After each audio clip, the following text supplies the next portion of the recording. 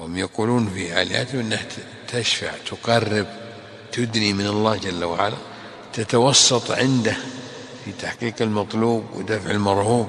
هذه دعوة لا سند لها وليس عليها برهان. الدعاوى إذا لم يقيموا عليها أهلها بينات فهم الأدعياء والدعوة كاذبون يفترون على الله الكذب. فدل ذلك على بطلان شرك المشركين، على بطلان شرك المشركين. هذا تفنيد لدعاوى المشركين في الآلهة وإبطال لشركهم، تحرير المكلفين من رق العبودية لغير الله جل وعلا. أي يشركون ما لا يخلقون، هم يخلقون. كيف يشركون من هذا شأنه، هذا وصف ضعيف مستضعف، كيف يتخذ إلها مع الله جل وعلا؟ والمشركون عبث الشيطان في قلوبهم ولعب عليهم، جعلهم يبررون شركهم بالله تعالى بهضم أنفسهم ورفع منزلة غيرهم. يقولون نحن مذنبون ظالمون لأنفسنا، لسنا أهلا نسأل الله تعالى كفاحا أي مواجهة، ولذلك نجعل بيننا وبينه وسائط يحبها ويحب أن يتوسل بها إليه، ويتفننون في تبرير هذا.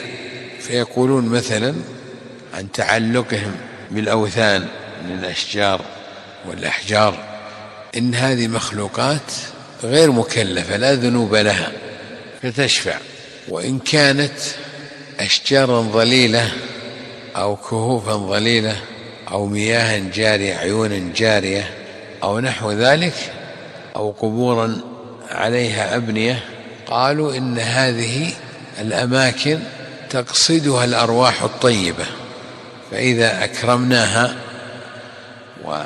ونظفناها وطيبناها وجعلنا عليها الستور، جعلنا عليها النذور وغيرها، فإن هذه الأرواح تمر بها وتسكن فيها مؤقتا بمثابة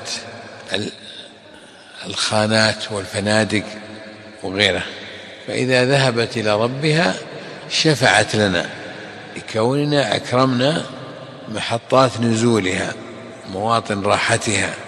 ويزعمون إن هذه الأرواح الخيرة إنها سابحة في هذا الكون وتمر بهذه المواطن، فإذا عظموها عرفت لهم فضلهم وشفعت لهم وسعت في قضاء حوائجهم. وإن كان المدعوون من الصالحين قالوا لصلاحهم يدلون على الله عز وجل ويتوسطون عنده في قضاء حاجتنا والله لا يردهم. فهذا تبريرهم للتعلق بهذه الأشياء التي اتخذوها آلهة مع الله جل وعلا، حتى إنهم يتعلقون بأناس من طواغيت البشر ومن الفجرة من يعرفون فجورهم وشرهم، لكن يكون هؤلاء سلالات أسر كريمة فلهم خاصية، وهذه الخاصية تكون مؤثرة في قضاء حوائجنا وتحصيل طلباتنا، وهكذا الشيطان سوى لهم وأملى لهم. نعم.